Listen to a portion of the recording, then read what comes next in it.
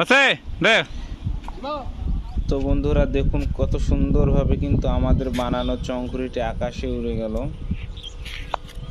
তো আশা করি সবাই ভালো আছেন। তো আজকে আপনাদের কাছে আমি চংঘুড়ি বানানোর আরও একটি নতুন ভিডিও নিয়ে এসে হাজির হলাম। তো আজকে আমি সম্পূর্ণ একটা ভিডিওতে দেখাবো কিভাবে এই চংঘুড়ি তৈরি করতে হয় এবং কোন নিয়মে ঘুড়িটি বানাইলে ঘুড়িটি 100% আকাশে উড়বে।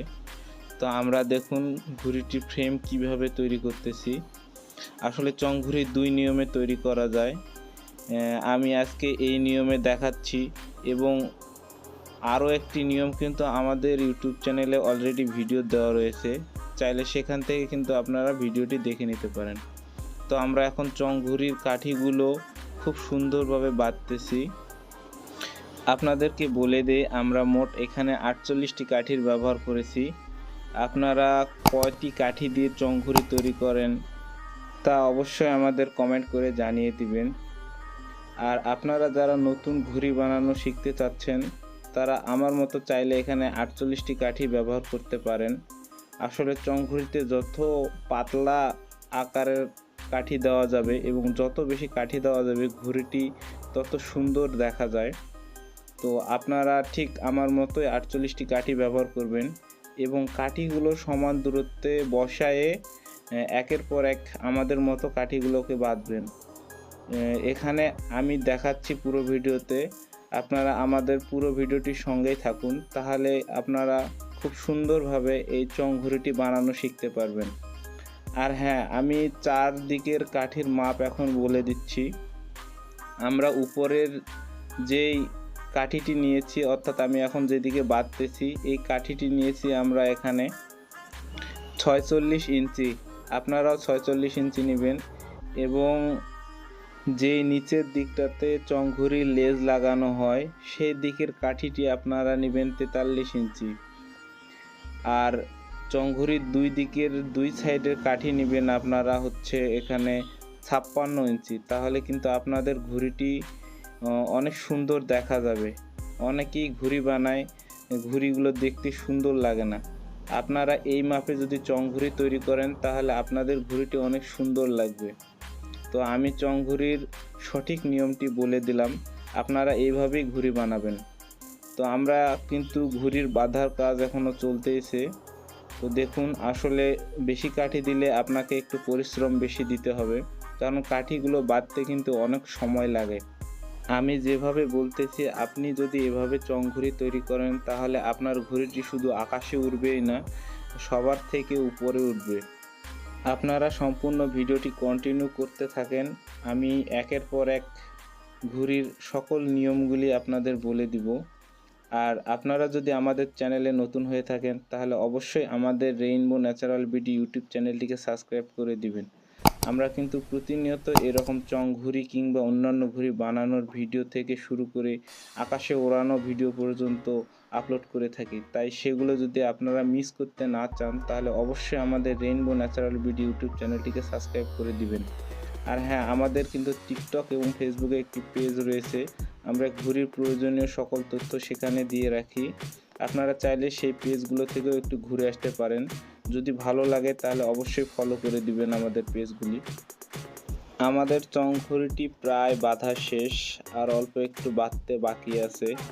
তো দেখতে পাচ্ছেন আমাদের ঘুড়িটি বাঁধার পর আমাদের ঘুড়িটির ফ্রেম কত সুন্দর দেখা যাচ্ছে। আর আপনাদের কিন্তু একটা বিষয় অবশ্যই লক্ষ্য রাখতে হবে, যেন প্রত্যেকটি কাঠি সমান দূরত্বে থাকে। তো দেখুন আমাদের চংঘুড়ির কাঠিগুলো বাঁধার পর কত সুন্দর দেখা যাচ্ছে আমাদের ঘুড়িটি। আর এখানে দেখুন আমি কাঠিগুলো একের পর এক কত সুন্দরভাবে বসিয়েছি এবং ঘুড়িটির ফ্রেম কত পারফেক্ট হয়েছে।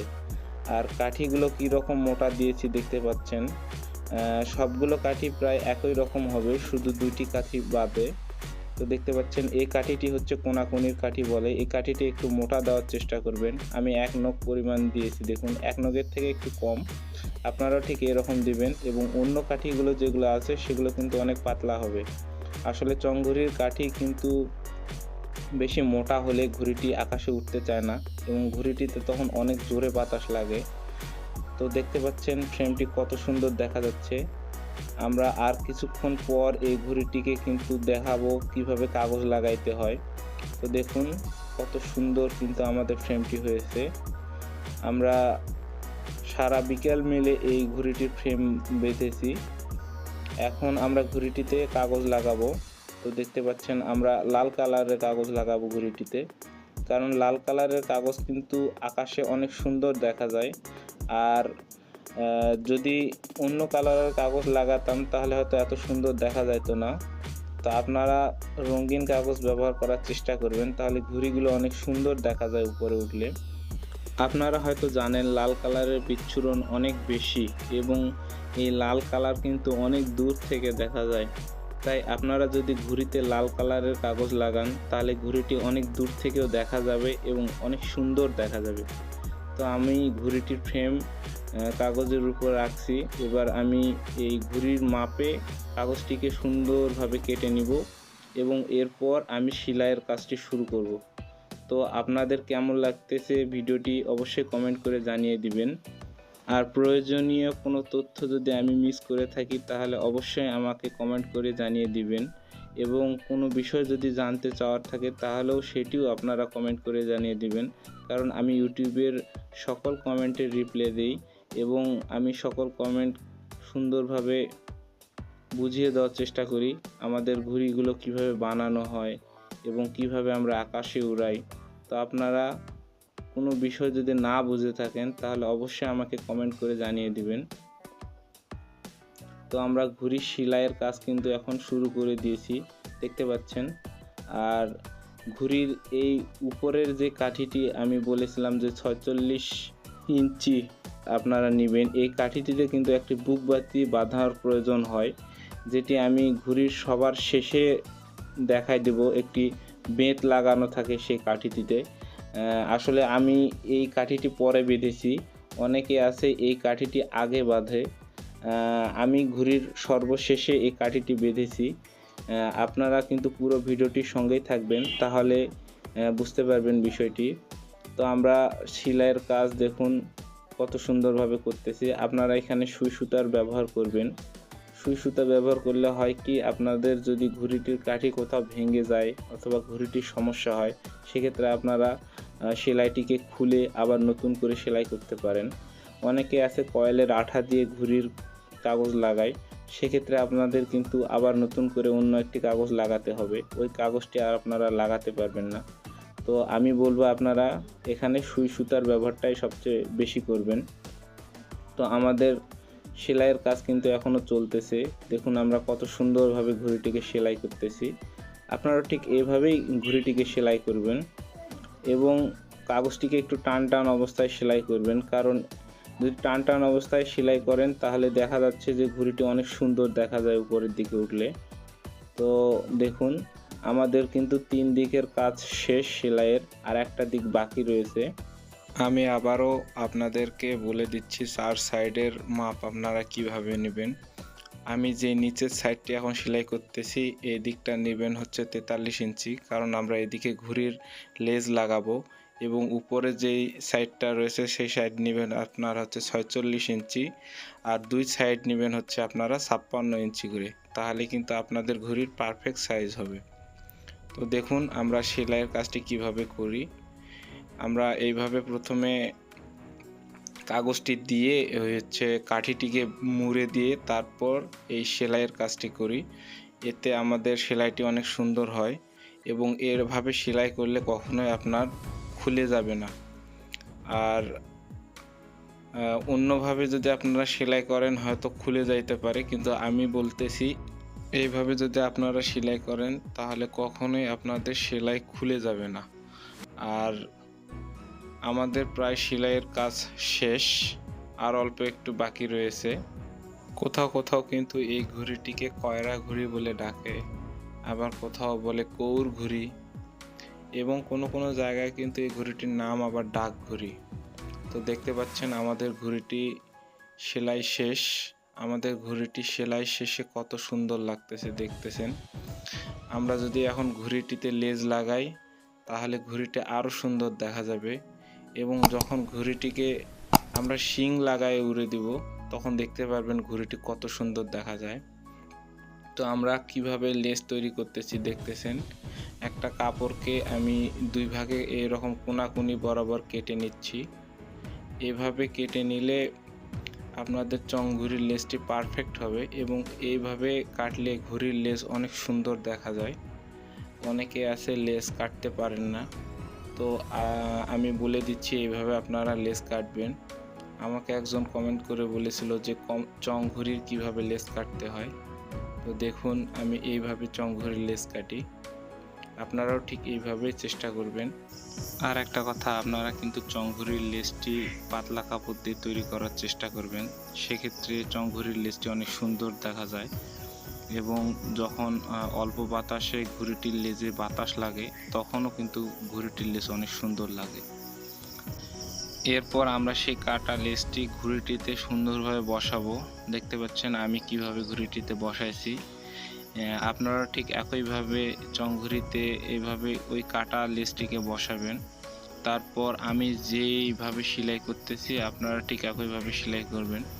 দেখতে পাচ্ছেন আমি মাঝখান থেকে একদিকে সেলাই করে নিচ্ছি প্রথমে। এক্ষেত্রে কিন্তু লেজটি কম বেশি হবে না এবং অনেক সুন্দর হবে।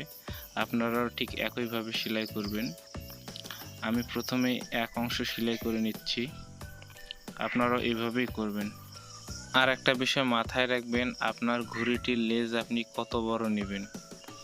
দেখতে পাচ্ছেন ঘুড়িটির ফ্রেম কিন্তু 46 ইঞ্চি, 43 ইঞ্চি এবং 56 ইঞ্চি। ঠিক এই ফ্রেম যত বড় তার থেকে একটু বড় নেবেন।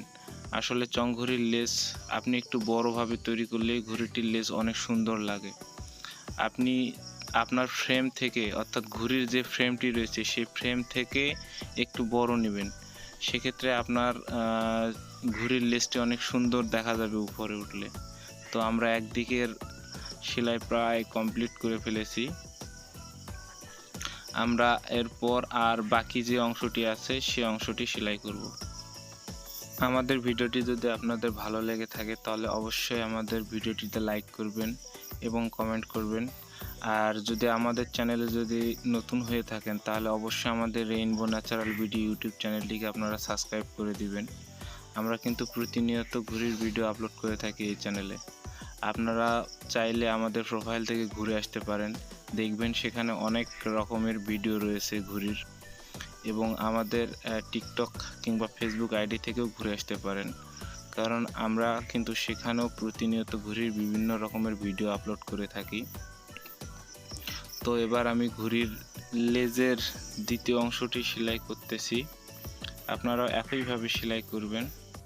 আমাদের চং ঘুড়িটি বানানো প্রায় শেষের দিকে। তো আপনাদের যদি কোথাও বুঝতে সমস্যা হয় কিংবা কোনো জায়গায় যদি আপনারা বুঝে না থাকেন তাহলে অবশ্যই আমাকে কমেন্ট করে জানিয়ে দেবেন। আমি কমেন্টের মাধ্যমে আপনাদের বুঝিয়ে দেব, অথবা যদি তাও বোঝাতে না পারি নতুন করে কোনো একটি ভিডিও আপলোড দিয়ে আপনাদের দেখাই দেব। ভিডিওটাকে একটু বন্ধুদের মাঝে শেয়ার করে দিবেন। আসলে ঘুড়ি উড়াইতে একা কখনোই ভালো লাগে না, সবাই মিলে ঘুড়ি বানাইতে কিংবা উড়াইতে অনেক ভালো লাগে। তো আমাদের ঘুড়ির লেজের কাজ প্রায় শেষ। আমরা এরপরে দেখাবো সেই ঘুড়ির বুকবাতিটি আমি কিভাবে বেঁধেছি। আমি ঘুড়ির প্রথমে বলেছিলাম আমি ঘুড়ির শেষে বুকবাতিটি বাঁধানোর ভিডিও দেখাবো। অর্থাৎ দেখতে পাচ্ছেন আমি এখানে একটি মোটা বাতি বেঁধেছি। এই বাতিটির কারণে দেখুন কত সুন্দর শব্দ করতেছে ঘুড়িটি বেত লাগার কারণে।